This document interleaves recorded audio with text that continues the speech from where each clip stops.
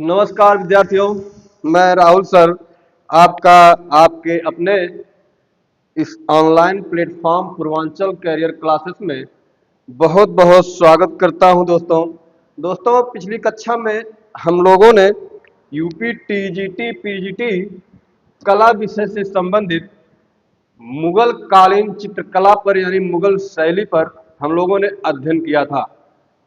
आज हम मुगल शैली से या मुगल कालीन चित्रकला से संबंधित एक और वीडियो आपके सामने, एक और क्लास आपके सामने लेकर उपस्थित हैं और उम्मीद करते हैं कि पिछली क्लास आप लोगों ने देखा होगा और बात आपको बहुत ही अच्छे तरीके से समझ में आई होगी। तो परीक्षा तो फॉर्म तो पड़ा है 2022 का।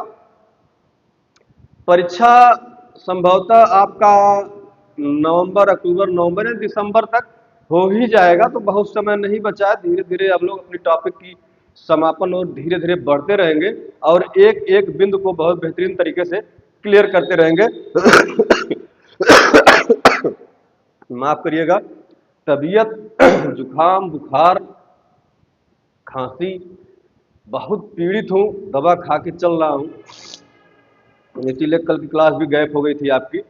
तो हालांकि अभी पूरी तरह स्वस्थ नहीं हूँ, लेकिन फिर भी आप लोगों का प्यार जो है खींच लाता है।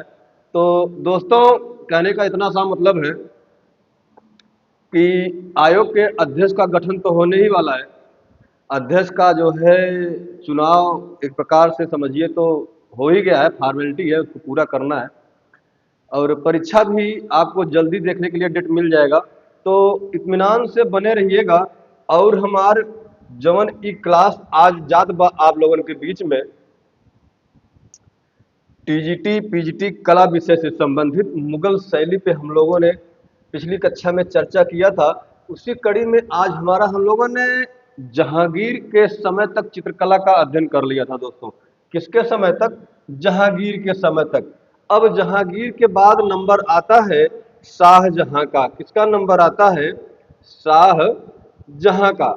शाहजहां के बाद हम देखेंगे औरंगजेब का, जिसके समय में चित्रकला अपने पतन की ओर चली जाती है।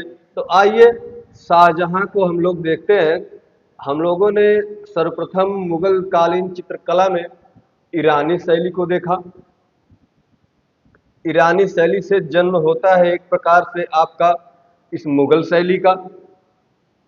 मुगल शैली में आप देखेंगे हम लोगों ने बाबर से लेकर हुमायूं को पढ़ते हुए अकबर तक और जहांगीर तक क्लियर कर लिया है। उसी कड़ी में आज हमारा अगला बिंदु है।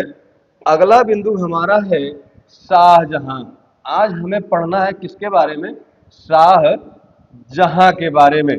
किसके बारे में? शाहजहां के बारे में। तो शाहजहां के कार्यकाल में या जब यह राजा नियुक्त हुआ, जब जहांगीर की मृत्यु हो जाती है तो गद्दी पर शाहजहां बैठता है।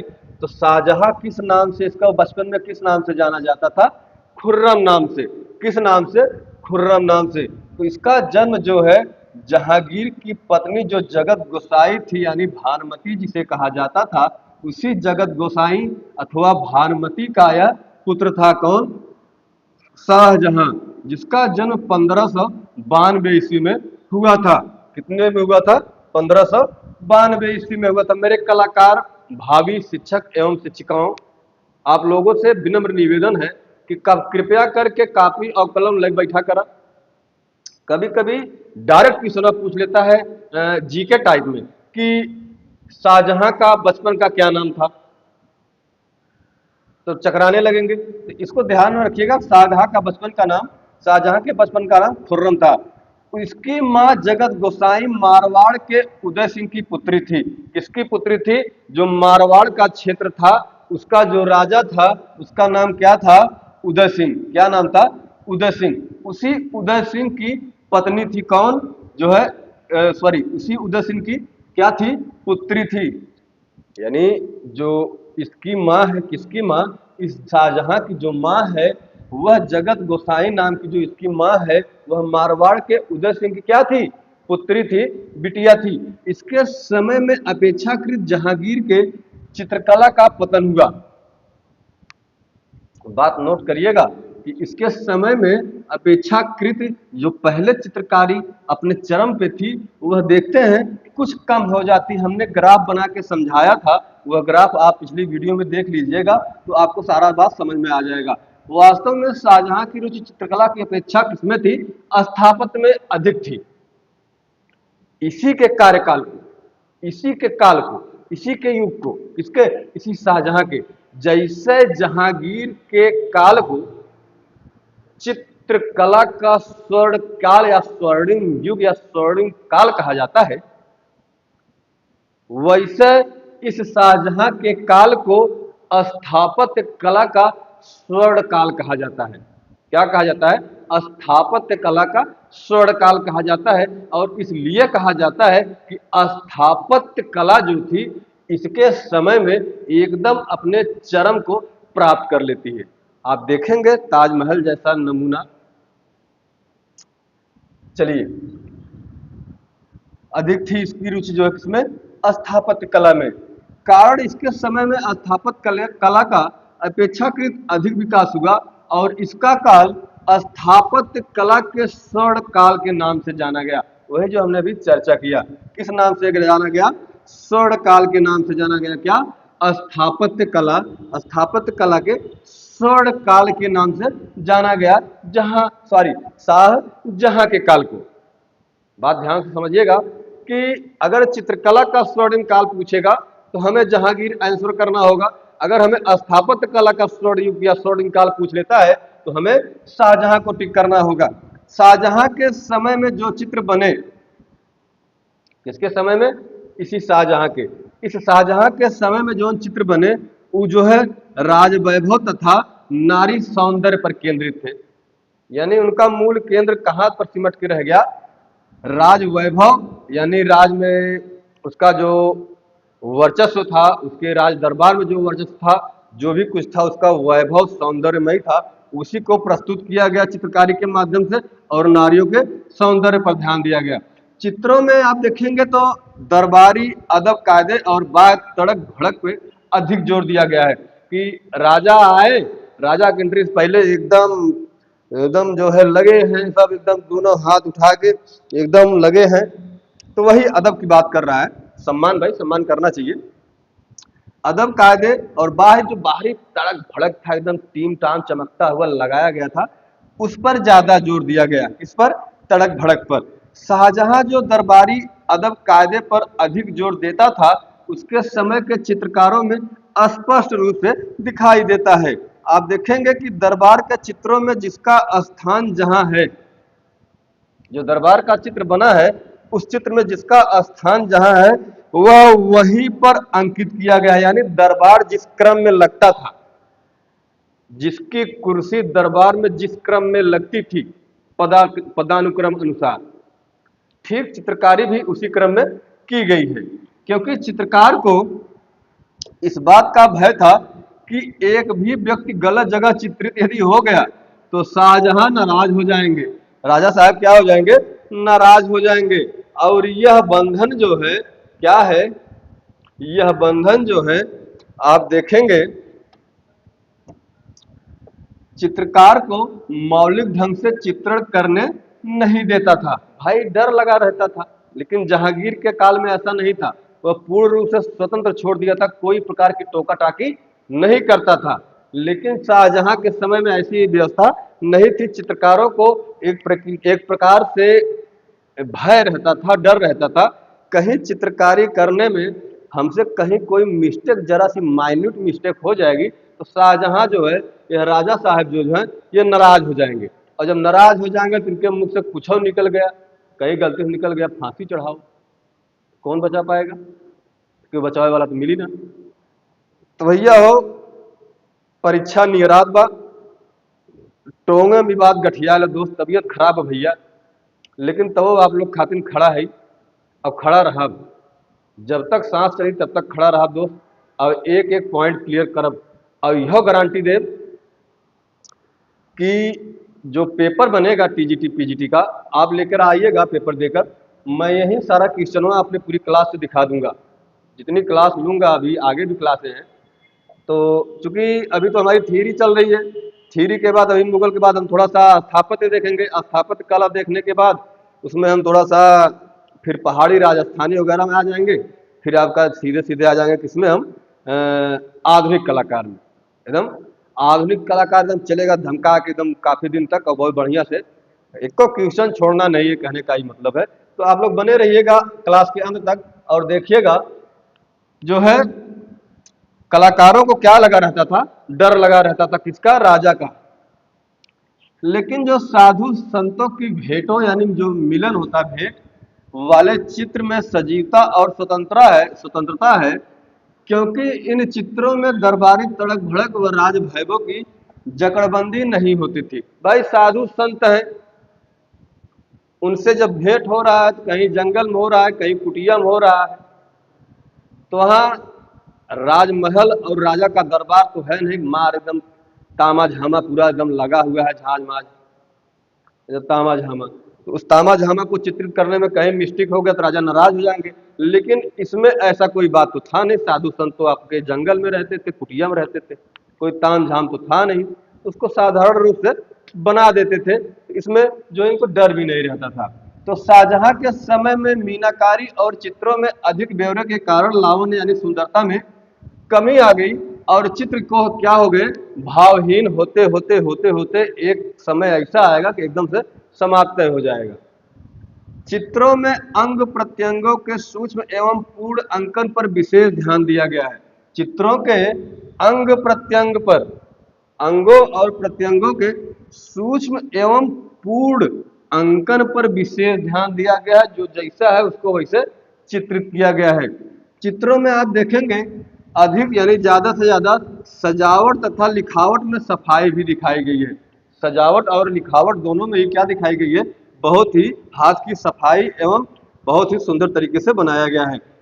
यमन सुंदरियों व मुगल बेगमों के चित्र बड़े पैमाने पर बने हैं। आप ध्यान दीजिएगा कि बड़े पैमाने पर चित्र यवन सुंदरियों व मुगल बेगमों के बने हुए हैं। रनिवास के विलासमय जीवन के चित्र जो जहांगीर के समय से ही बनते चले आ रहे थे, शाहजहां के समय में उनकी संख्या में और वृद्धि हो गई और बढ़ गई। शाहजहां के समय में भित्ति चित्रों की संख्या भी पर्याप्त रही।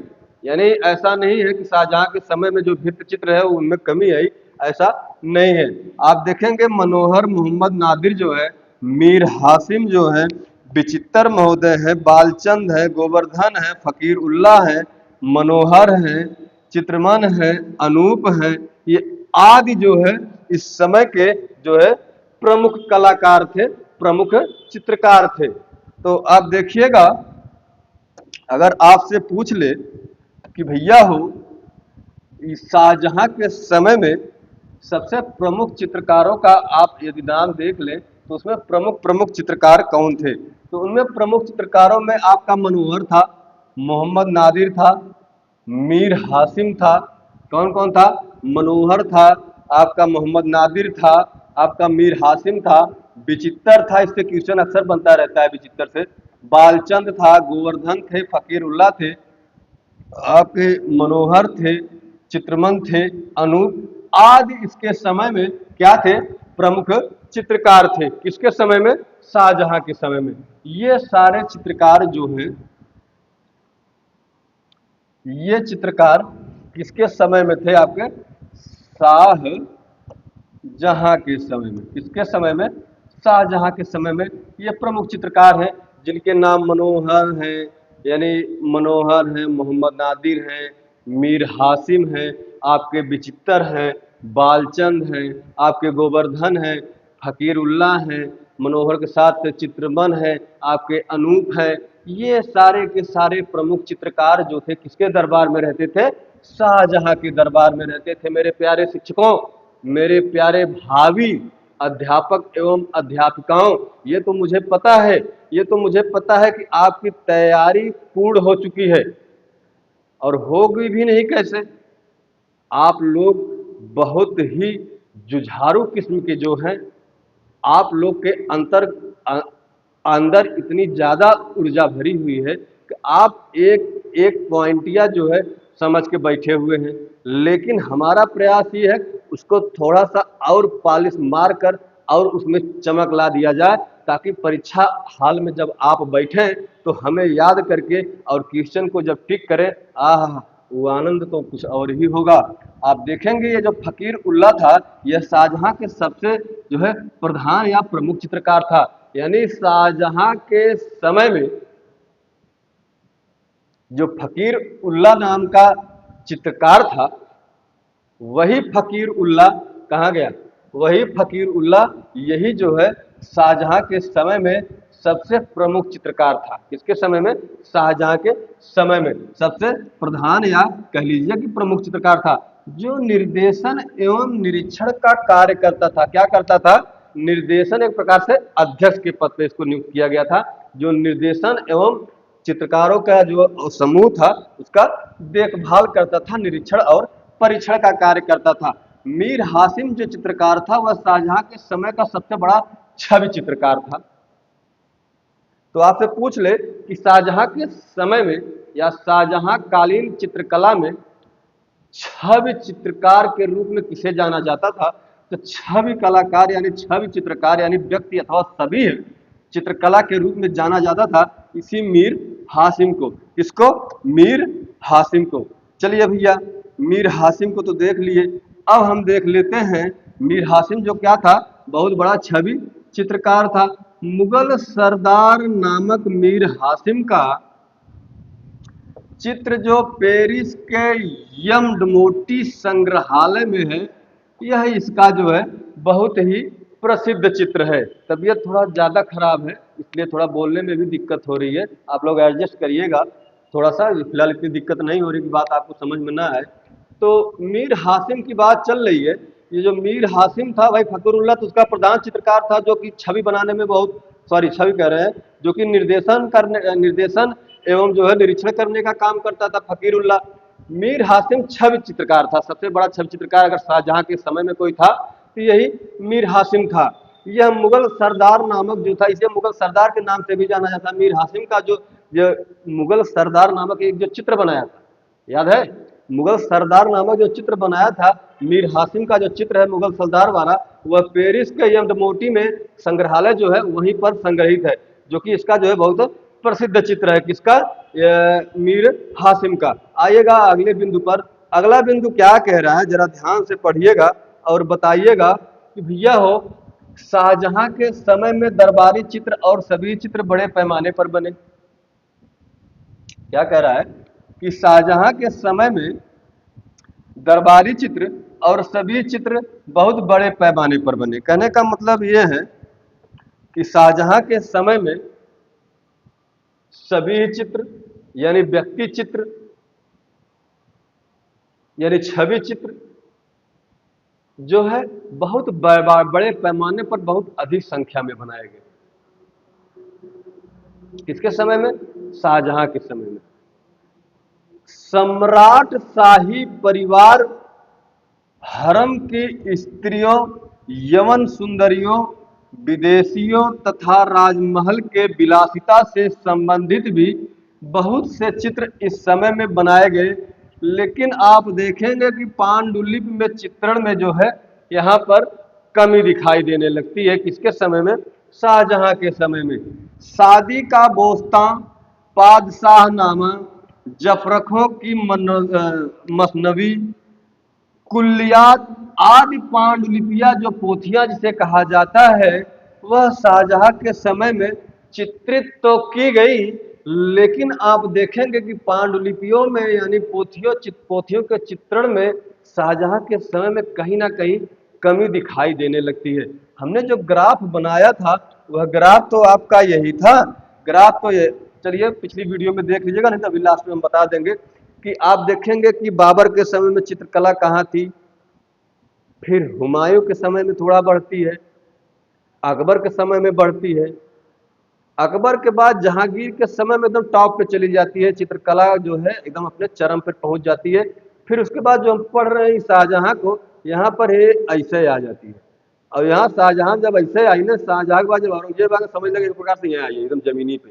एकदम पतन के समान हुई है। लेकिन स्थापत्य आप शाहजहां के समय में देखेंगे तो स्थापत्य कला अपने टॉप लेवल पर होती है, चरम पर होती है। दरबारी वैभव एवं अदब कायदे से संबंधित चित्रों में एक प्रमुख चित्र है शाहजहां एक फारसी राजदूत का दीवाने आम में स्वागत कर रहा है। ये जो शाहजहां है, राजा साहब है, यह एक फारसी राजदूत आया है, उसी का दीवाने आम में स्वागत करते हुए चित्रण किया गया है। किसका? शाहजहां एक फारसी राजदूत उसके दरबार में उससे मिलने के लिए आया है। ये जो चित्र बनाया गया, मैं उसकी बात कर रहा हूँ। चित्र में जो फारसी राजदूत आया है उसका दीवाने आम में शाहजहां स्वागत करते हुए चित्रित किए गए हैं। इस तरह के एक अन्य प्रमुख चित्र में मयूर सिंहासन पर सिंहासनारूढ़ शाहजहां को भी दिखाया गया है। भाई मयूर सिंहासन तो था ही इसका, शाहजहां का, और उसी मयूर सिंहासन पर बैठे हुए यानी सिंहासनारूढ़ अर्थात उसी मयूर सिंहासन पर बैठे हुए इसका एक और बहुत ही बेहतरीन चित्रकारी की गई है। चलिए, शाहजहां कालीन एक प्रमुख छवि चित्र वृद्ध सम्राट अकबर का भी है। इसी के काल का एक चित्र है वृद्ध सम्राट अकबर का, जो कि बहुत महत्वपूर्ण चित्र है। सम्राट अकबर का, वृद्ध सम्राट अकबर का किसके समय में है? आपके शाहजहां के, जिसके सिर पर पीछे हिंदू देवताओं की भांति प्रकाश पुंज या दैवी आभा दिखाई गई है।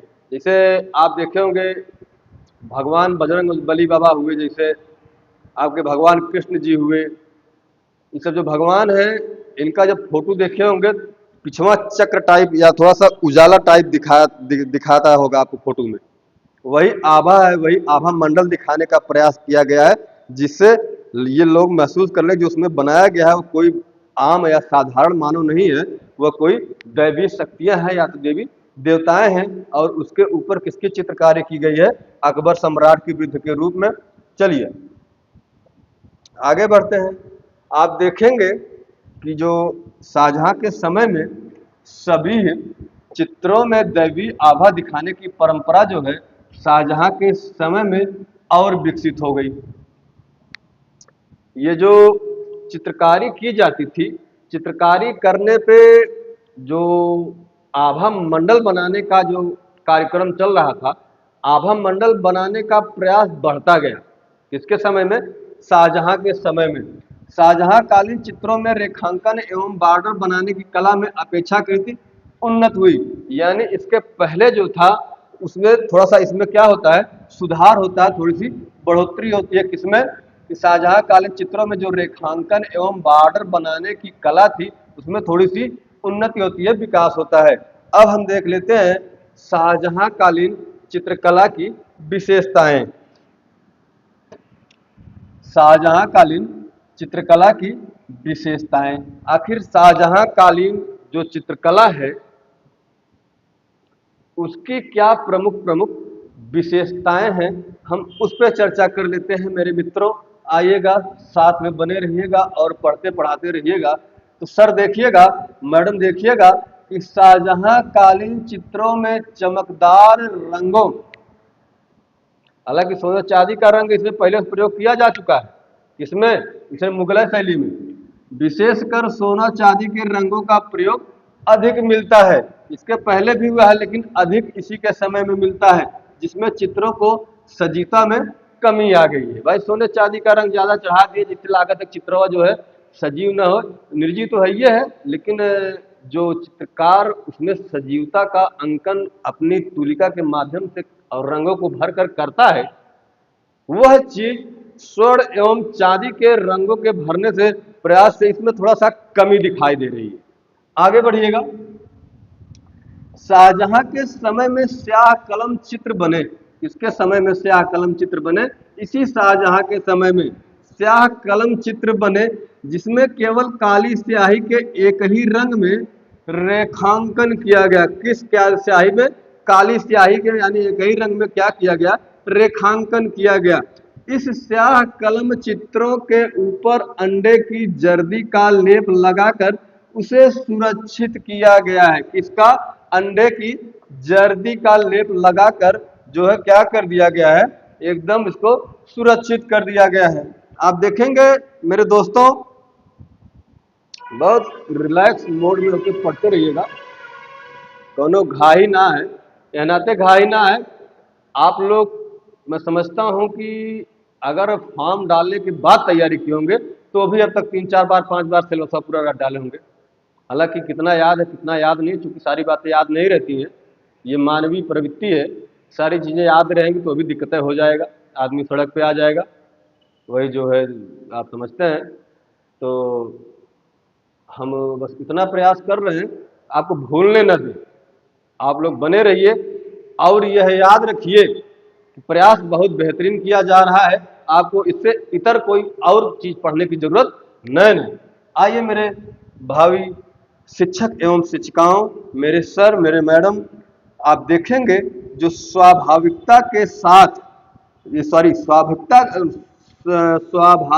के स्थान पर अलंकरण एवं साज सज्जा में जो परिपक्वता आई है, यानी आप स्वाभाविकता को ले लीजिए या स्वाभाविकता के स्थान पर जो अलंकरण यानी सजावट साज सज्जा में जो परिपक्वता आई है, चित्रकार का दृष्टिकोण जो है दरबार की शान शौकत और अदब कायदों तक ही सीमित रह गया।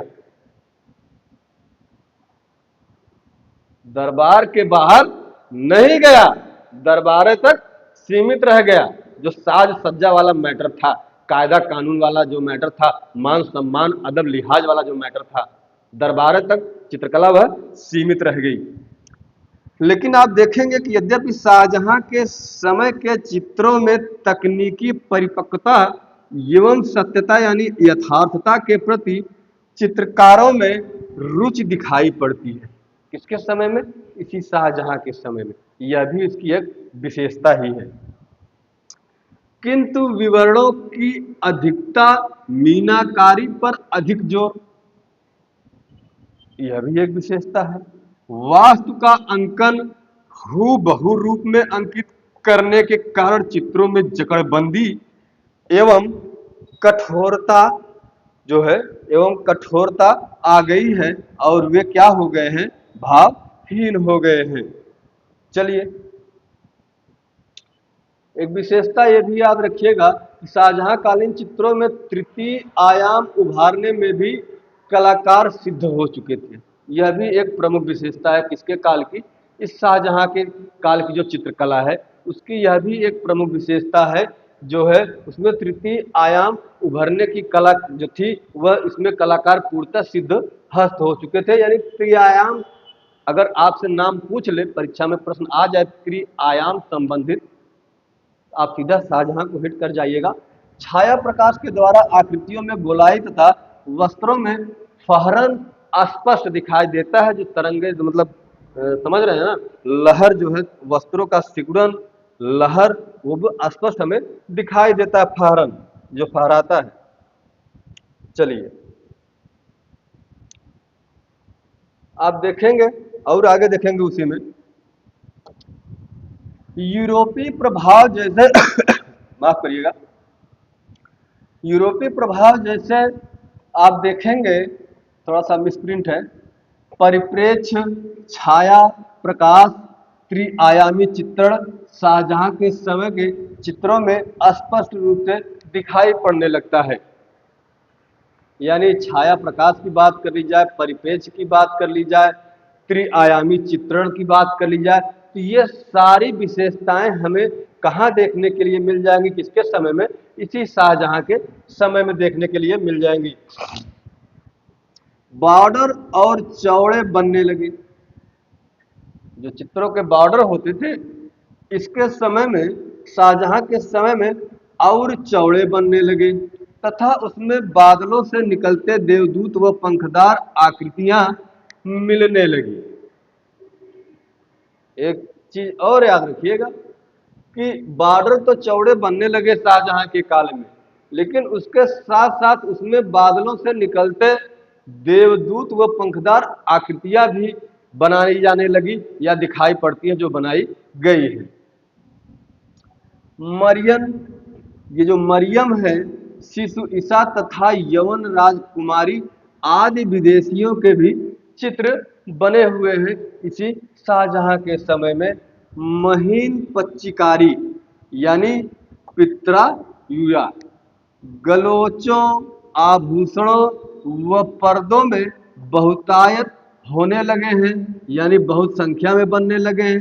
बेल बूटे बहुत उच्च स्तर पर बनाए जाने लगे हैं, बहुत बढ़िया तरीके से बनाए जाने लगे हैं बेल बूटे। कुल मिलाकर यह कहना उपयुक्त होगा, यानी जो बातें आपने देखा अभी तक, अगर सारा निचोड़ कहा जाए, कुल मिलाकर कहा जाए, यह गलत नहीं होगा। तो कहने का इतना मतलब है कि शाहजहां कालीन चित्रकला में एक विकसित शैली का रूढ़िवादी ढंग से प्रयोग करने की जो परिपाटी प्रचलित होती थी, वह दिखाई देने लगती है। दोस्तों, दारा शिकोह की अगर बात कर ली जाए, दारा शिकोह की, तो दारा शिकोह जो है बहुत ही महत्वपूर्ण नाम है आपके लिए।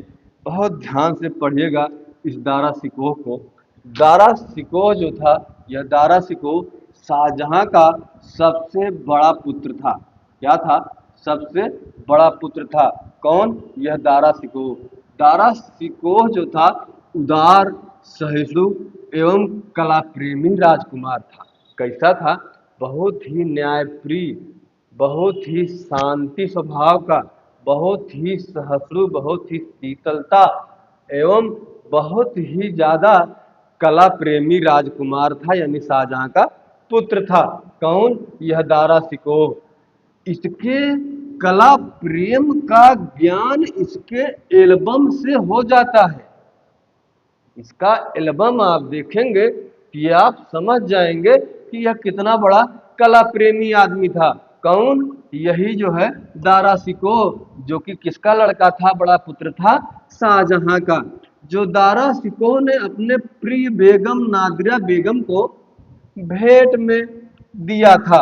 आप देखेंगे एक एल्बम है, उसको दारा शिकोह ने अपने प्रिय बेगम नादिरा को, उसकी बेगम का नाम क्या है? नादिरा बेगम को भेंट में दिया था। वही एल्बमवा देखेंगे तो आपको समझ में आ जाएगा कि वास्तव में जो दारा शिकोह था वह भी एक बहुत बड़ा क्या था? कला प्रेमी था। चलिए, यह एल्बम वर्तमान समय में कहाँ पर स्थित है? आपके लंदन स्थित इंडिया हाउस में सुरक्षित है। लंदन में एक इंडिया हाउस नामक म्यूजियम है। उसी लंदन में स्थित इंडिया हाउस में यह सुरक्षित है। कौन? यही जो एल्बमवा शाहजहां अपनी बेगम, शाहजहां का पुत्र दारा शिकोह अपनी बेगम नादिरा को भेंट में देता है। वह एल्बम कहाँ सुरक्षित है? लंदन के इंडिया हाउस में। लंदन में स्थित इंडिया हाउस में सुरक्षित है। दारा शिकोह के एल्बम में लगभग कुल कितने चित्र हैं? कुल दोस्तों 40 चित्र हैं। जो नादिरा बेगम को दारा शिकोह एल्बम भेंट किया है, उपहार गिफ्ट दिया है, वह कुल 40 चित्र हैं। कितने चित्र हैं? 40 चित्र हैं, जिसमें से 2 बत्तखों के चित्र अति सुंदर हैं। सुंदर तो सभी हैं, लेकिन 2 बत्तख के चित्र उसमें बहुत ज्यादा सुंदर दिखाई पड़ते हैं। दारा शिकोह के भाई युवराज शाह शुजा के नाइट हीरोइन के भी चित्र जो है इस एल्बम में सुरक्षित हैं, जो अति सुंदर है, बहुत सुंदर है उसी एल्बम में। शायरों के जमाड़े, शायरों का जो जमाड़ा होता था, बैठक होती थी मुशायरा सुनने के लिए, तो शायरों के जमावड़े वाले चित्र जहांगीर के समय में नहीं बनते थे। ऑप्शन देगा और पूछेगा प्रश्न आपसे कि शाहजहां कालीन चित्रकला में दिया गया कथन उपयुक्त नहीं है। दिया गया कथन उपयुक्त नहीं है या सही नहीं है। ऑप्शन दे देगा, तीन यहां से उठा के रख देगा और चौथा इसको रख देगा। तीन कहीं अन्य बाहर से रखेगा और चौथा यही रख देगा और पूछ लेगा कि उपयुक्त नहीं है। यही जो है एक ऑप्शन आपका बहुत बेहतरीन क्वेश्चन है, आया हुआ क्वेश्चन है। शायरों के जमावड़े वाले चित्र जहांगीर के समय में नहीं बनते थे। किसके समय में? शाहजहां के, जहांगीर के समय। किंतु शाहजहां के समय में इस तरह के चित्र बने जो दारा के एल्बम में सुरक्षित हैं। जहांगीर के समय में चित्रकला अपने भले चरम पे थी, लेकिन उसका भी एक नैतिकता के साथ चित्रकारी किया जाता था। दरबार में मुशायरा लगा के शायरों की मंडली बैठाकर शायरबाजी करना, शायरी करना और उस पर चित्रकारी करना चित्रकारों का काम नहीं था जहांगीर के काल में।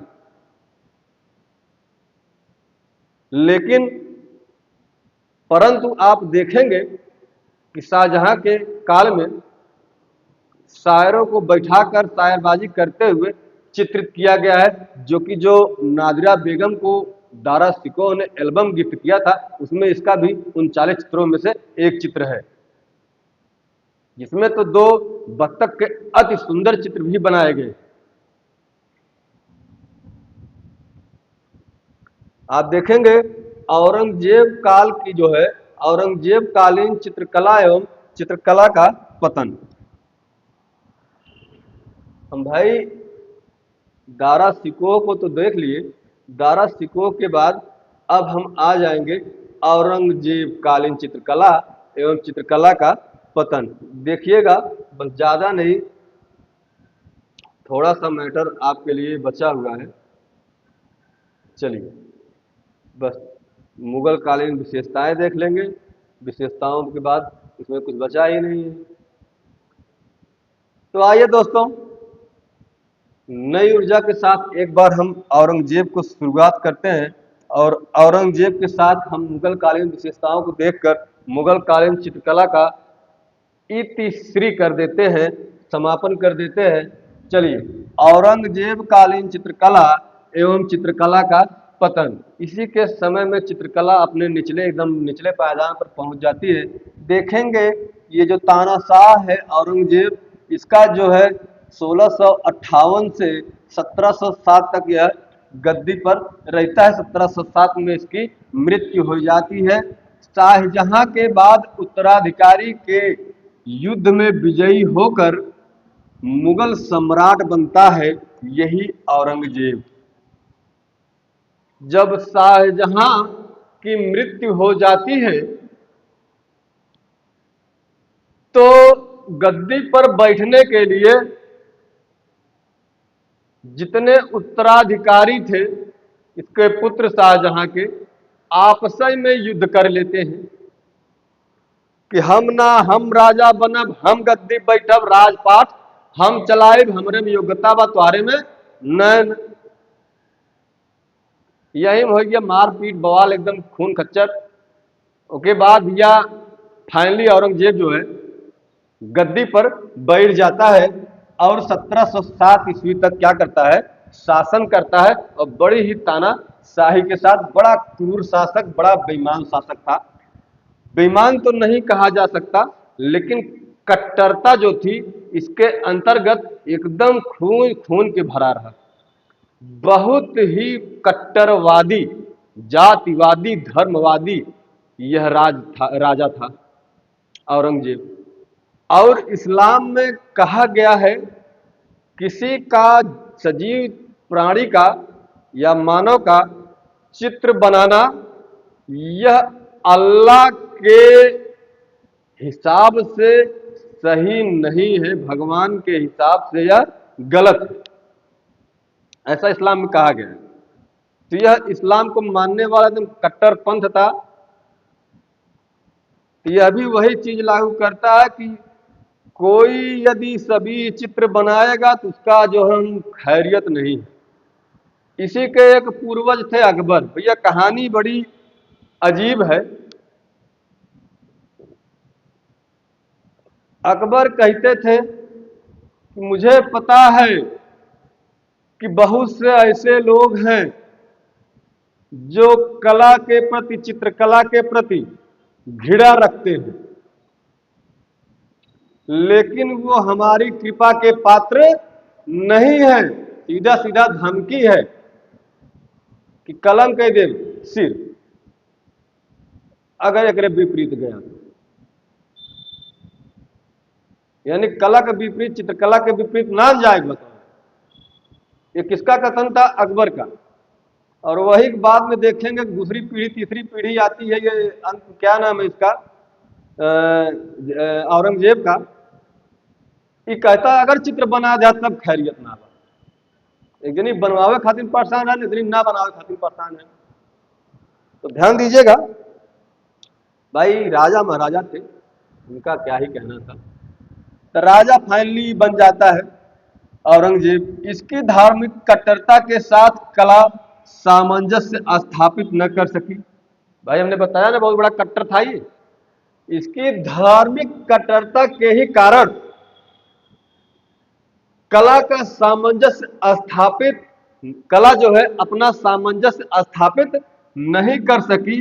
और मुगल कला का धीरे धीरे क्या हो गया, इसके समय में पतन हो गया, अपने निचले पायदान तक पहुंच गई। आप आगे और देखेंगे कि औरंगजेब ने दरबारी चित्रकारों को दरबार से निकाल दिया था। भाई सब तो देख को का खून खौलियात रहा। जो एकदम बड़ी बड़ी, चूंकि अकबर और ये जहांगीर के समय में चित्रकला को इतना महत्व दिया जाता था और चित्रकारों को इतना मतलब अच्छा पद दिया जाता था अधिकारी लेवल का, और उनकी कुर्सी भी बहुत बढ़िया से दरबार में बहुत बढ़िया जगह पर उच्च स्थान पर लगाई जाती थी। लेकिन जब ये आता है ना औरंगजेब, एकर खून खौलियात देख के कहा से कि इसको घृणा होती थी चित्रकला से, और चित्रकला को बनाने वालों से बहुत घृणा करता था। कसम से बता रहे हैं ना, देख कर खून खौलियात रहा। ऐसा प्रतीत होता है, इतिहास पढ़ेंगे तो आपको पता चलेगा। इसने क्या काम किया कि एकदम कुर्सी उर्सी उठवा फेंकवा दिया, कहा चित्रकार नो एंट्री, बाहर बोर्ड लगा दो, जो है आर्टिस्टों की कोई एंट्री नहीं होगी, चित्रकार इस दरबार में, उसके लिए कोई जगह नहीं है। दरबार के चित्रों पर डामर यानी अलकतरा पुतवा दिया वही डमरवा जो रोडवा बनाया जाता है, अलकतरा जिसे कहा जाता है। भैया दरबार में जो चित्र बने थे ना, उसपे अलकतरा लैया लगवा देते। कौन? ये औरंगजेब। देखिए इसकी कट्टरता।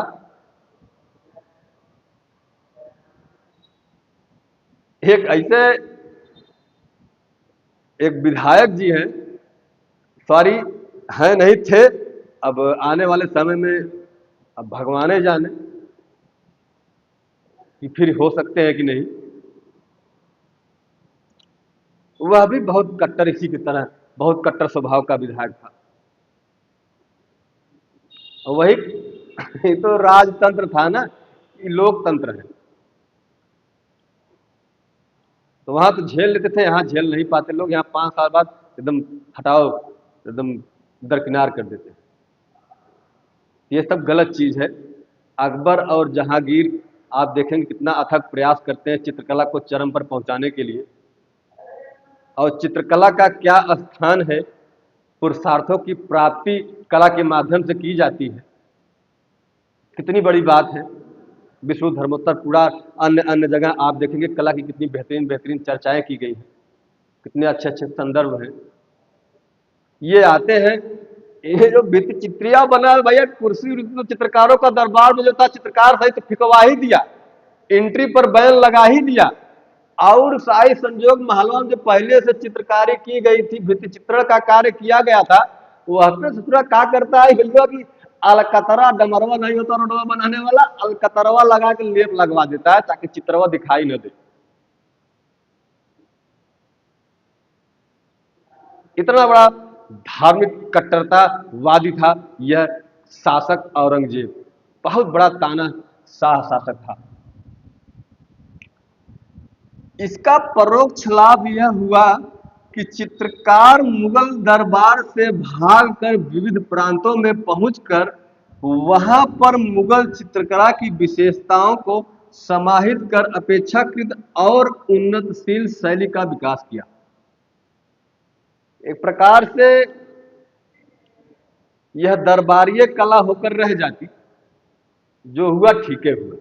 एक प्रकार से जो हुआ वह ठीक है हुआ, नहीं तो यह चित्रकार उसी दरबार में चाटुकारिता करते रहते और वह राजा रानी बेगम राजमहल के चित्र बनाते रहते। तो जब यहां से भगाया है औरंगजेब अपने दरबार से इन चित्रकारों को, तो चित्रकार भाग भाग कर दूसरे प्रदेशों में, दूसरे प्रांतों में पहुंचे और वहां पर यह मुगल शैली जो है, मुगल शैली की चित्रकला जो है, उसकी विशेषताओं को समाहित कर अपेक्षाकृत यानी पहले से और उन्नतशील शैली का विकास किया। जब ये भगा दिया, अलग अलग प्रांत में गए यही मुगल शैली चित्रकला को लेकर के, और वहां पर जाकर उसमें थोड़ा सा कुछ और ऐड करके वहां का परिवेश उस स्थानीय प्रभाव डालकर उसको थोड़ा सा और उन्नतशील बना दिया गया। जिसका आप देखेंगे सबसे अच्छा उदाहरण पहाड़ी चित्रकला है। कौन सी चित्रकला है? पहाड़ी चित्रकला है। डांट फटकार भगाया ना होता ना औरंगजेब। कसम से बता रहे, माफ करिएगा, तबीयत थोड़ा खराब है आज, थोड़ा सा अच्छा नहीं लग रहा है पढ़ाने में, लेकिन क्या करें, क्लास लेना है और प्रयास कर रहे हैं बेहतरीन तरीके से बताया जाए और बात आपको समझ में आ भी रही है, ये भी मुझे पता है, क्योंकि आप लोग लाइक कमेंट सब्सक्राइब लगातार कर रहे हैं। हमारे जो नए भाई हैं, नए हमारे दोस्त जुड़े हैं, वो अभी चैनल को लाइक सब्सक्राइब कर दें और बेल आइकन दबा दें, ताकि वीडियो जो जाए त्यों खटाक जाके पास संदेशा पहुंच जाए। माफ करिएगा। चलिए, तो भैया औरंगजेब भगा दिया, ये सब अलग अलग प्रांत में कलाकार अब भागे, वहां पर थोड़ा सा और स्थानीय परिवेश लेकर स्थानीय प्रभाव को डाला, नई एक प्रकार से कहा जाए नई नई शैलियों का विकास हुआ, जिसमें से एक अचूक, एक अति प्रिय उदाहरण आपको देखने के लिए मिल जाएगा। कौन सी चित्रकला? पहाड़ी चित्रकला। कौन सी चित्रकला? पहाड़ी चित्रकला। वे कलाकार जिन्हें कहीं आश्रय नहीं मिला, वे बाजारू कीमत पर चित्रों का निर्माण करने लगे। जो कुछ बच गए इनके अलावा, उनको और कहीं आश्रय नहीं मिला, उन लोग चित्र बनाने लगे बाजारू टाइप, थोड़ा सा बनाते थे चित्र और बाजार में जाकर के उसको बेचते थे और अपना जीवन यापन करने का काम करते थे। तो एक प्रकार से व्यवसाय करने लगे। चित्रकार मौलाराम, बहुत ही इंपॉर्टेंट नाम है आपके लिए मौलाराम। चित्रकार मौलाराम जो गढ़वाल का प्रसिद्ध चित्रकार था, कहाँ का? गढ़वाल का प्रसिद्ध चित्रकार था, के दरबार में पता चलता है कि मौलाराम के पूर्वज सुलेमान सिखों के साथ भागकर कहां पहुंचा था? गढ़वाल पहुंचा था। चलिए, लेकिन गढ़वाल तो पहुंच गया, गढ़वाल तो पहुंच गया, लेकिन आप देखेंगे औरंगजेब चित्रकला का विरोधी था, फिर भी उसके काल में बहुत से चित्र बने। किताबें अलग अलग रूप में बताती हैं, लेकिन सत्यता यह है इसकी ना जानकारी में बने। दरबार में हिंदू चित्रकारों की अधिकता रही। किसके दरबार में? औरंगजेब के दरबार में हिंदुओं की अधिकता रही, किंतु अब चित्रकला का आश्रयदाताओं की प्रवृत्ति के अनुरूप जो राग रंग विलासता और खुशामदी आदि प्रवृत्तियों से युक्त हो गया था। औरंगजेब के समय में भी चित्रशालाएं जो है कायम रही। अभी चित्रशाला कायम है, इसके समय में, औरंगजेब के समय में, और इसके समय के बने इसके युवराज काल से लेकर वृद्धा अवस्था तक के चित्र प्राप्त होते हैं। इसी के समय में, यानी औरंगजेब, किसी और की बात नहीं हो रही है, औरंगजेब की बात हो रही है, इसको ध्यान रखिएगा। औरंगजेब के समय में भाई पतन हो गया था, एकदम निचले पायदान पे थी, ये नहीं तक चित्र बनबे नहीं करता था। लेकिन जो चीज टॉप लेवल पे थी, जैसे हमारे भाई पहले बेरोजगार थे, बेरोजगार से कोई सरकार आती है, दुख दर्द समझती है, चलो ना सही शिक्षा मित्र के रूप में एक मित्र बना दिया जाए, शिक्षा मित्र। अब तो लोग एक फैशन चला दिए हैं, मित्र नाम से नौकरियां दे रहे हैं, वो भी संविदा पे। अगर मित्र है तो समझ लो संविदा की नौकरी है, चाहे वह शिक्षा मित्र, मान लीजिए शिक्षा मित्र की बात छोड़ दीजिए, अब चाहे हो पंचायत मित्र हो, तो आ रहा है सौर मित्र, जल्दी आने वाली भर्ती सौर मित्र की।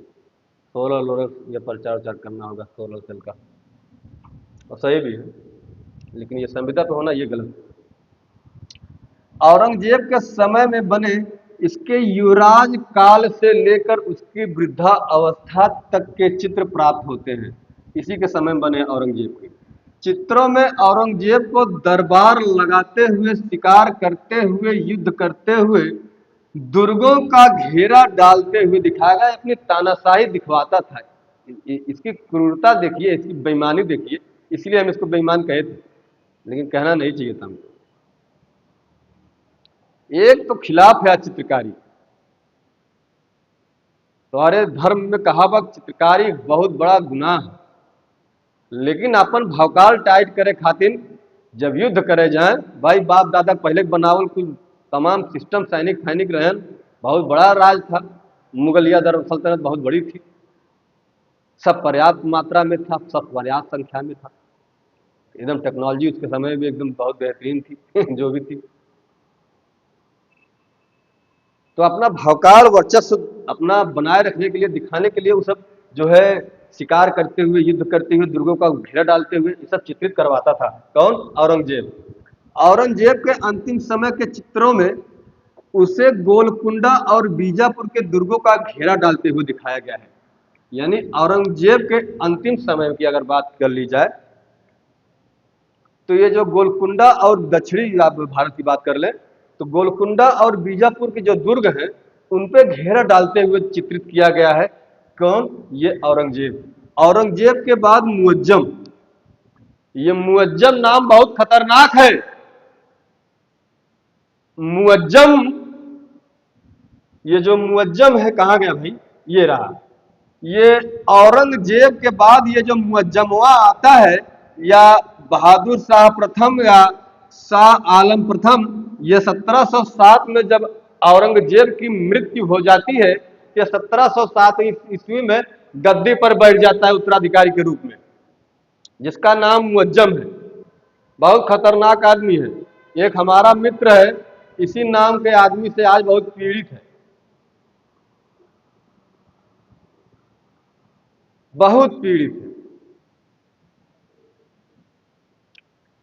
तो 1707 में यही शाह आलम प्रथम या बहादुर शाह प्रथम या मुअज्जम कह लीजिए, गद्दी पर बैठ गया औरंगजेब के बाद, राजा बन गया। इसने कलाओं के प्रति जो है प्रेम दिखाया कि कला के प्रति भैया हम अपने पिता औरंगजेब की तरह क्रूर और ऐसे शासक नहीं है कि दरबार से चित्रकारों को उनकी कुर्सी सहित बाहर फेंकवा दिया जाए। मैं ऐसा नहीं हूं, मैं कला में मेरी भी क्या है रुचि है, मैं भी कला से प्यार मोहब्बत करता हूं, ऐसा इसने दिखाने का प्रयास किया। जहांदार शाह यह 1712 से 1713 ईस्वी के समय में राज करता है। हम उत्तर मुगल कालीन पे आ गए।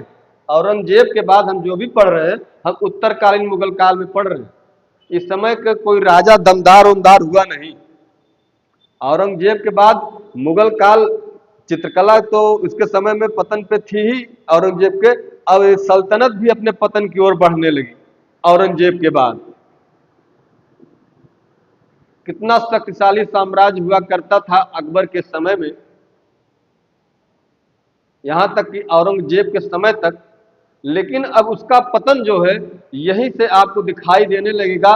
उसका कारण और कारण केवल एक था, अयोग्य शासकों का यहाँ पर शासन करना। तो जहांदार शाह जो है यह 1712 में बैठता है, 1 साल 13 तक शासन करता है। माफ करिएगा। इसके समय दरबार में नृत्य कला को भी संरक्षण मिला। ले भैया, अभी तक शायरी ओरी होत रहा, अब डांस वांस का भी प्रोग्राम चालू हो गया। किसके समय में? ये जो जहांदार शाह है, 2012 कह रहे हैं भैया, 1712 से 1713 ईस्वी के बीच में राजा बनता है। 1 साल के लिए, पूरा 1 साल वह भी नहीं। ये जहांदार शाह, कौन? जहांदार शाह। अभी तक जो मुगल दरबार में नहीं होता रहा है, शायरोबाजी तो होते रहते थे, मुजाहरा मुशायरा होता रहता था, उसमें एक नैतिकता दिखाई पड़ती थी। लेकिन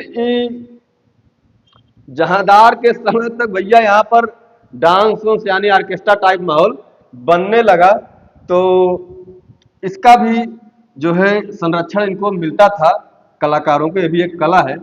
मुगल काल की प्रसिद्ध नर्तकी लाल कुंवर इसके दरबार में थी।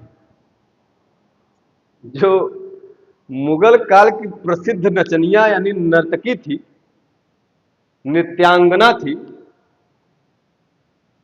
जो नृत्य कलाकारा थी,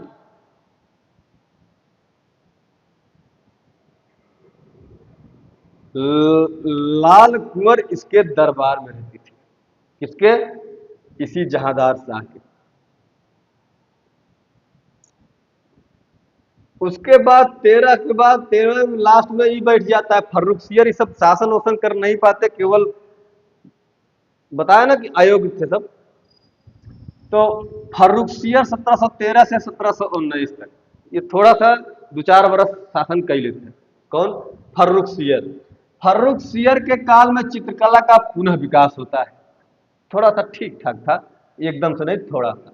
इसके समय में चित्रकला का पुनः विकास हुआ। इस फर्रुखसियर के समय में मुगल चित्र शैली की कार्य प्रणाली में, चाहे वह रंग हो चाहे रेखांकन हो, उसमें सुधार हुआ इस फर्रुखसियर के समय में। किंतु भोग विलास या रति यानी काम क्रीड़ा से संबंधित जो चित्र है वह ज्यादा बनाए गए। यानी कौनो कौनो आए बनाए करने होते हैं, कुछ सही कर रहे हैं तो कुछ गलत कर दे रहे हैं, जो कि दरबार की, या एक प्रकार से कहा जाए नैतिक मूल्यों का एक प्रकार से हनन करने का काम करती थी।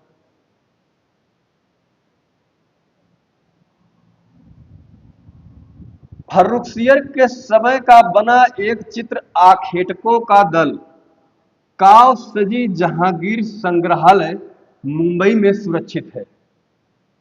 कहां सुरक्षित है? मुंबई में। कहां पर? मुंबई में। काव जी जो जहांगीर संग्रहालय है मुंबई में, वहीं पर संग्रहित है आखेटकों का दल नाम का चित्र, जो कि फर्रुखसियर के समय में बना था।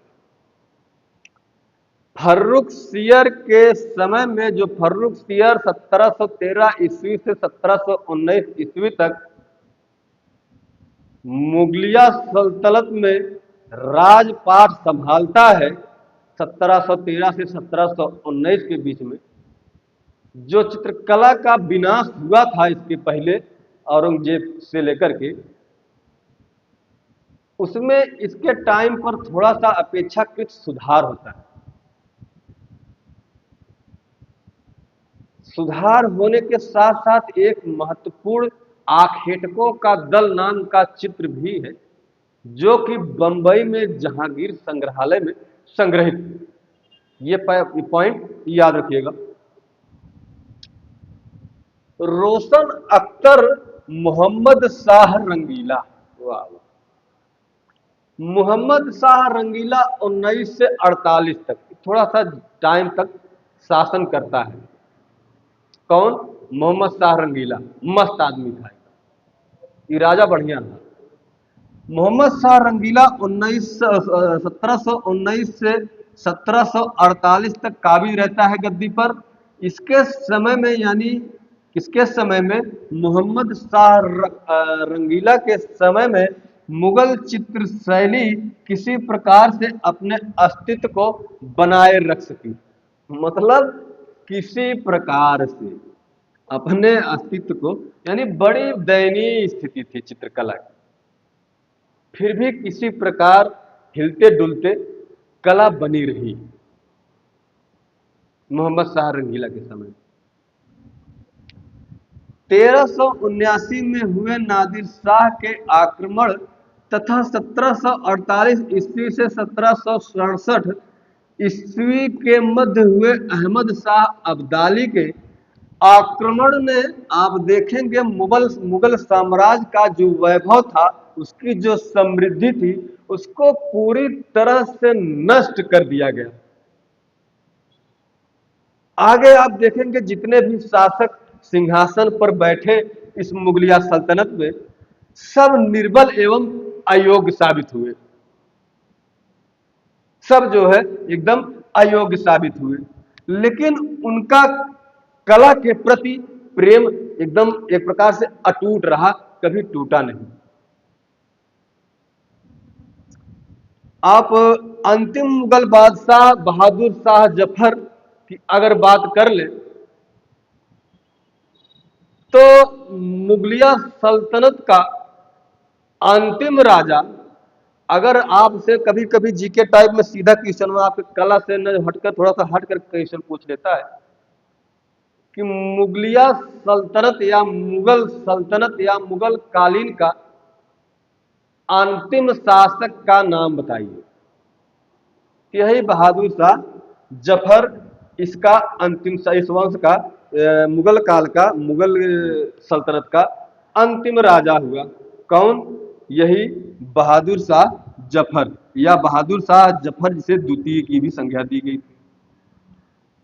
जफर को यानी बहादुर शाह जफर को 1857 ईस्वी के प्रथम स्वतंत्रता संग्राम में भाग लेने के आरोप में रंगून निर्वासित कर दिया गया, जहां इसकी 1862 ईस्वी में मृत्यु हो गई। यही क्या नाम है, रंगून, आपके पूर्वोत्तर हिस्से में पड़ता है। वर्तमान में आप नक्शा उठाएंगे, पूर्वोत्तर में आपको यही रंगून मिल जाएगा, म्यांमार।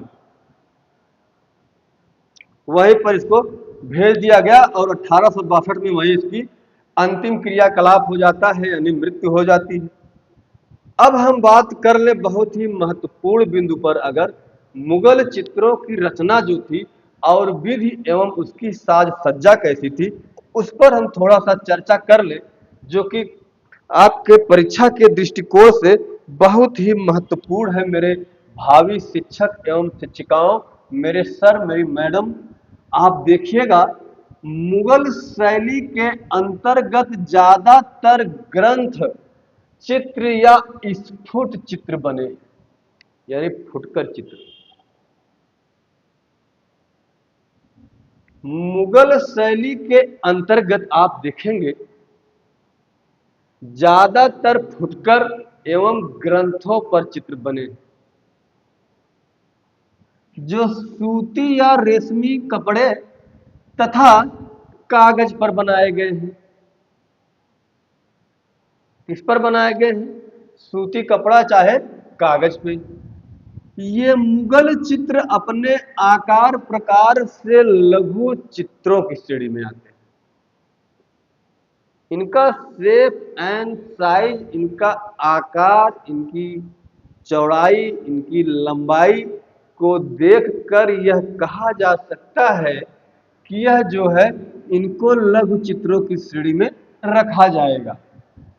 आप देखेंगे कागज पर बने चित्रों के लिए जो कागज के टुकड़ों को जोड़कर उनकी कम से कम 2 या 3 परतें चिपकाकर चित्रण के योग कागज जो तैयार किया जाता था, उसके ऊपर मटियाले रंग या गेरू रंग से रेखांकन कर दिया जाता था, जिससे टिपाई कहा जाता था।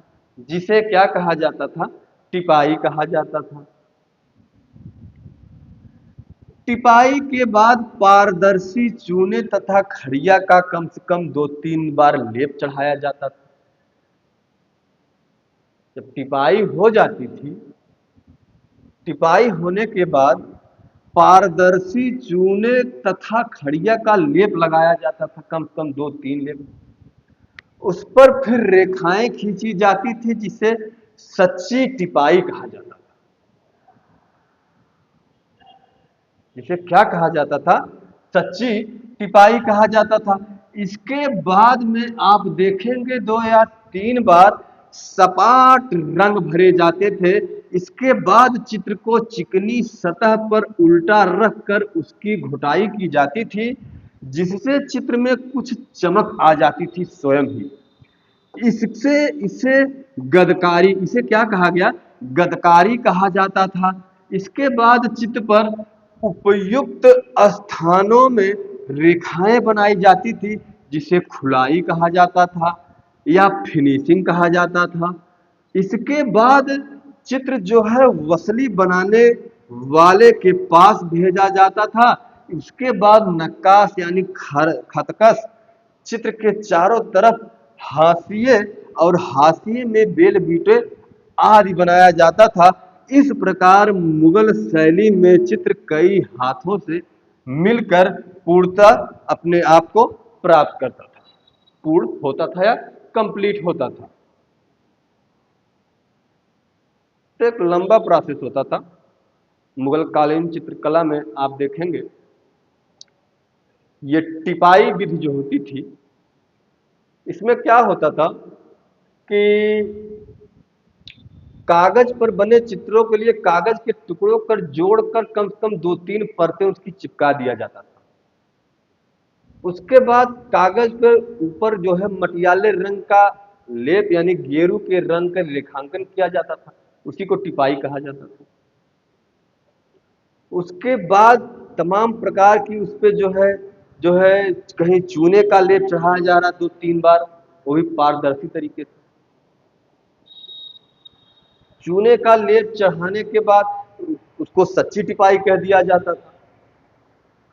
उसके बाद चित्रों को कम से कम 2-3 बार सपाट रंग भरे जाते थे। उसके बाद छोड़ दिया जाता था, उसमें स्वाभाविकता के कारण ही कुछ न कुछ चमक आ जाता था। तो उसकी साज सज्जा और जो विधि थी, रचना, चित्रों की रचना विधि थी, बड़ी ही विचारणीय थी और बड़ी प्रशंसनीय थी। आइए दोस्तों आगे बढ़ते हैं। आगे क्या कह रहा है, अब देखते हैं। अगली हेडिंग हमारी है मुगल चित्रकला की विशेषता। ओवरऑल हम अभी तक तो अलग अलग राजाओं के विशेषताओं के बारे में पढ़े हैं। हम एक सारांश के रूप में देखते हैं टोटली मुगल कालीन चित्रकला की जो विशेषताएं हैं उसके बारे में। तो बिचौर हम भूल गए थे, हमको फिर याद आ गया। तो शिक्षा मित्र बेचारे जो है सहायक अध्यापक बन जाते हैं। कोई सरकार आती है बना देती है, भला कर देती है। कोई सरकार आती है जो आज तो वर्तमान सरकार में नौकरी से मोह भंग करने में सब सरकार की जो नीति रही है उसमें वह सफल है। आप आके कंडीशन देख लीजिए इलाहाबाद में, जहां 20-20 दिन महीनों लग जाता था रूम ढूंढने के लिए, उसके बाद रूम मिलता था कहीं रामबाग के पीछे, जहां केवल बबूर के पेड़ हो।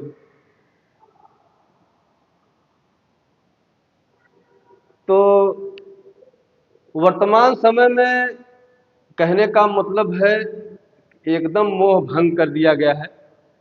एकदम सब कोई डिप्रेशन का शिकार हो गया। लेकिन मेरे शिक्षक, मेरी शिक्षिकाओं, मेरे भावी शिक्षकों, मैं आपसे इतना जरूर कहना चाहूंगा कि आपका फॉर्म पड़ चुका है। आपकी परीक्षा आज नहीं तो कल होनी ही होनी है। पंकज भाई से आज हमारी बात हुई, जो बीएड का मुद्दा लेकर काफी दिन से चल रहे हैं। युवा मंच के अनिल सिंह से भी बात होती रहती है, मिलना जुलना लगा रहता है। तो सूचनाएं आदान प्रदान होती रहती हैं। हम लोग भी कोई ना कोई विधि या कोई ना कोई छोटा सा प्रयास आपके लिए करने का प्रयास करते रहते हैं। तो परीक्षा तो हम लोग डेट निकलवा ही देंगे, तैयारी आप लोग पहले बेहतरीन तरीके से कर लीजिए। मुगल चित्रकला की विशेषताओं के बारे में अगर देख लिया जाए तो हम कह सकते हैं कि मुगल चित्रकला मुगलों के साथ भारत आई थी। ये तो हमने स्टार्टिंग में पढ़ लिया था कि मुगल चित्रकला भारत में जन्म नहीं ली है। बात हमारी गौर से सुनिएगा, नहीं तो हमारी को गलत साबित कर दोगे तुम लोग, सॉरी आप लोग।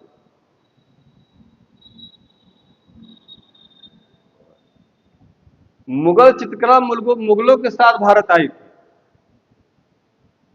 मुगल चित्रकला मुगलों के साथ भारत आई थी, लेकिन किस रूप में? ईरानी शैली के रूप में। वही ईरानी शैली का परिवर्तित रूप और नाम यही मुगल शैली है।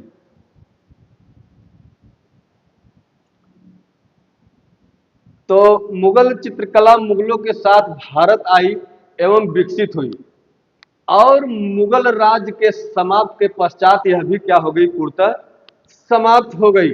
मुगल चित्रों की भव्य विशेषताओं ने भारतीय कला शैली में अपना पृथक, अपना एक अलग महत्व स्थान बना लिया। यानी मुगल चित्रों की जो भव्यता थी, उसकी जो विशेषताएं थी, उसकी जो सुंदरता थी, वह भारतीय कला शैली में अपना एक अलग ही महत्व रखती थी। यह भी एक विशेषता है। आप देखेंगे मुगल चित्रकला मूलतः फारसी चित्रकला थी। वन लाइनर क्वेश्चन या तो कथन कार्य करके क्वेश्चन पूछता है, ऐसे बनाएगा। एक एक पॉइंट याद रखिएगा विशेषता वाला, कि मुगल चित्रकला मूलतः फारसी चित्रकला थी। मुगलों के संरक्षण में भारतीय चित्रकला की विशेषताओं का आत्मसात कर उन्नतशील कला का रूप ग्रहण किया, या कि इस मुगल काल की चित्रकला की प्रमुख विशेषता जो है निम्नलिखित है। आइए हम एक एक करके इनको भी देख लेते हैं। सबसे पहली उसकी विशेषता जो है, रंग से हम शुरुआत करते हैं और देखते हैं कि क्या है। रंग जो है, पहली विशेषता, मुगल शैली के चित्रों में रंगों में विशेष दीप्त यानी चमक दिखाई देती है। मुगल कालीन चित्रकारों ने जिन रंगों का प्रयोग किया, मेरे सर, मेरे भावी अध्यापक अध्यापिकाओं, उन रंगों में विशेष दीप्ति अर्थात चमक दिखाई देती थी। चित्रकार जो होता था वह खुद यानी स्वयं की देख रेख में इन रंगों को तैयार करवाने का काम करता था। रंग खनिज, रासायनिक, यांत्रिक और वनस्पतिक होते थे। यानी रंगों का निर्माण एक प्रकार से कहा जाए तो कैसे किया जाता था? रंगों को खनिज के माध्यम से निकाला जाता था। कुछ रासायनिक रंग होते थे, कुछ जो है आपके वनस्पतिक रंग होते थे, उन्हीं से रंग तैयार किया जाता था। जैसे खनिज रंग, खनिज रंगों में आप देखते होंगे, गेरू आपका खनिज रंग है, हिरौजी, रामरज, ये लाजवर्द से जो नीला रंग बनता है, हरताल, खड़िया यानी सफेद चूने टाइप जो होता है, सोने चांदी, आज ये जो है किस रंग के अंतर्गत आएंगे? खनिज रंग के अंतर्गत आएंगे मेरे भावी शिक्षक एवं शिक्षिकाओं।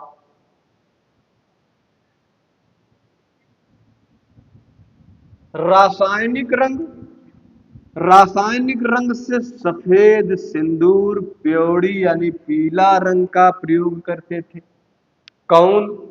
मुगल वंश, मुगल काल के चित्रकार। जांतविक रंग, यह एक प्रकार के कीड़ों को मसाले के साथ पकाकर बनाया जाता था। बड़े सब जानकार थे भैया। आज भले सब चांद पे पहुंची हो, लेकिन टेक्नोलॉजी के अभाव में उस समय भी हमारे भारतीय कम नहीं थे। आज तो देश हमारा बहुत आगे है, लेकिन पता नहीं क्यों श्रीलंका के बाद बांग्लादेश, अफगानिस्तान, ये सब को देखने के बाद पता नहीं कहाँ है अपना भारत का जो राजनैतिक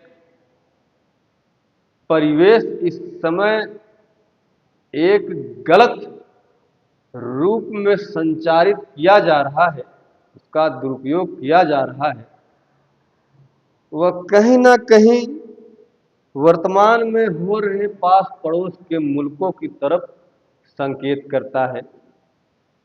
बहुत ही सोचने का विषय है दोस्तों।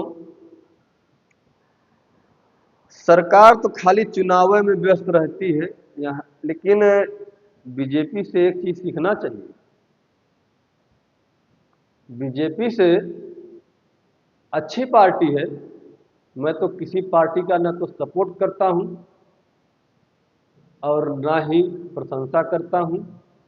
भाई कोई प्रशंसनीय काम करेगा तो अवश्य करूंगा, चाहे किसी भी पार्टी का हो, कोई भी व्यक्ति। आज के समय में सबसे प्रशंसनीय नेता अगर भाई हमारे विद्यार्थियों की कोई आवाज उठाएगा, हमारा शुभचिंतक होगा, तो हम उसे जरूर पसंद करेंगे। तो हमारे विद्यार्थियों की आवाज बनकर आज जो भाई माननीय श्री चंद्रशेखर आजाद जी, जो कि आपकी बात और लखनऊ इको गार्डन में धरना भी बच्चों के साथ दिए थे, लोकसभा में सदन में आवाज भी उठाते हैं हमारे शिक्षकों के लिए, भावी शिक्षकों के लिए, तो हमारे लिए प्रशंसनीय है। जो भी करेगा हमारे लिए काम, हमारे लिए अच्छा ही होगा।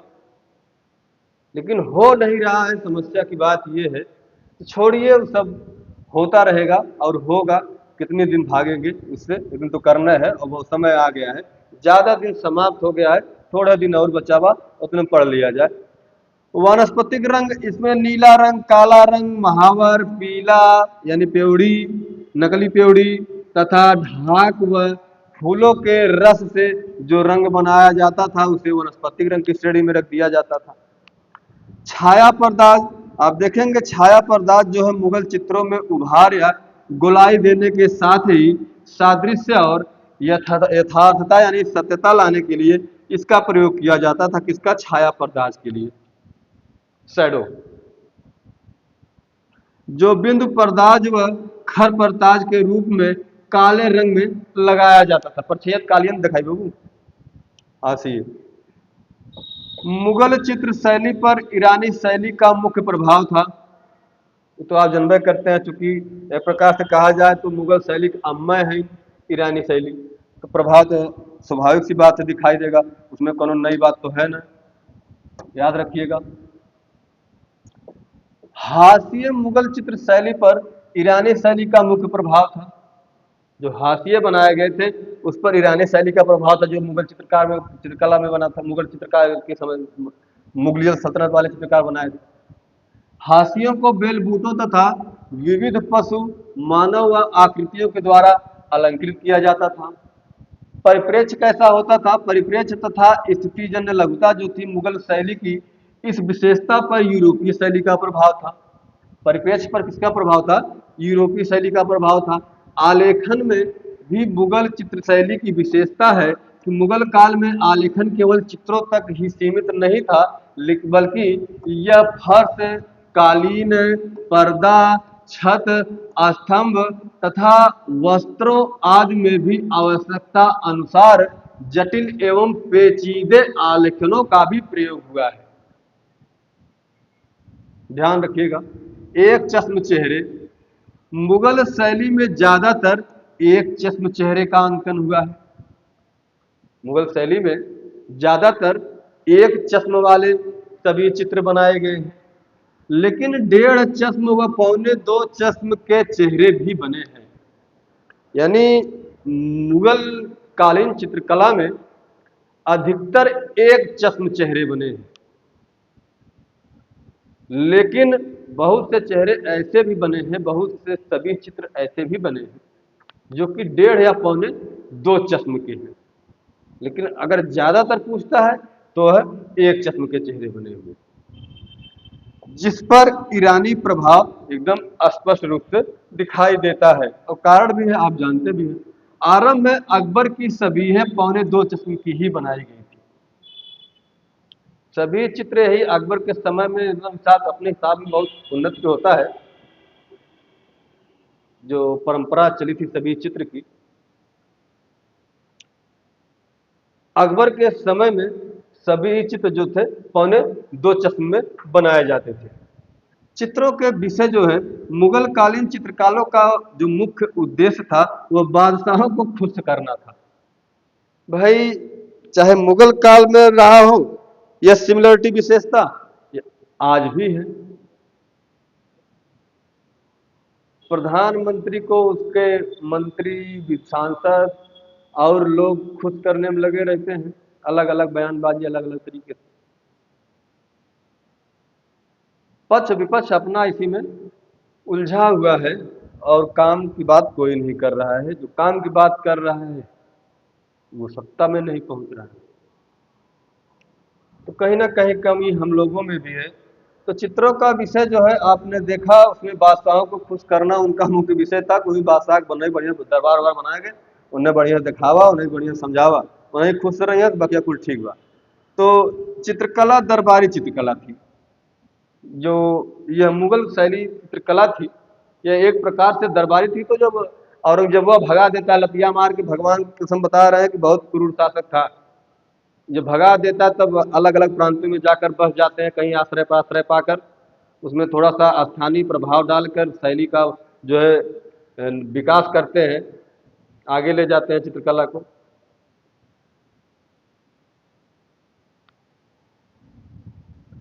तो उसके पहले तो यह दरबारी चित्रकला थी। मूल रूप से कहा जाए तो कैसी थी यह चित्रकला, जो है दरबारी चित्रकला थी।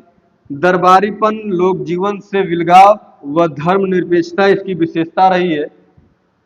सर्वाधिक चित्रण का विषय जो है पांडुलिपि, यानी पोथी टाइप में जो होता था, वह पुस्तक जो होती थी पांडुलिपि नाम इसको दिया जाता था। क्या पांडुलिपि, यही पोथी चित्रण जिसको किया जाता था, तो वह सर्वाधिक विषय रहा है।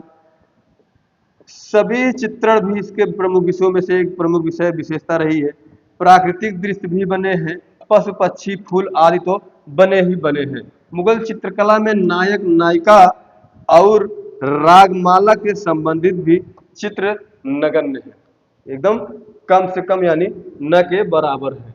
मुगल दरबारी चित्रकला अकबर के समय में शुरू हुई थी। मुगल जो है दरबारी चित्रकला की अगर बात की जाए, मुगल दरबारी चित्रकला किसके समय में शुरू हुई थी, तो यह जो है अकबर के समय में हुई थी। तो दोस्तों, आप लोग इसके पहले भी जो वीडियो हैं बहुत इंपॉर्टेंट है आप लोगों के लिए, जाके देखिए, सबको पढ़िए बढ़िया से और अपनी एक चीज सुनिश्चित करने की तरफ अग्रसर होइए। इसके आपने अभी तक देखा, पसंद किया, लाइक सब्सक्राइब कमेंट करते रहिए। तब तक के लिए धन्यवाद, नमस्कार, जय हिंद।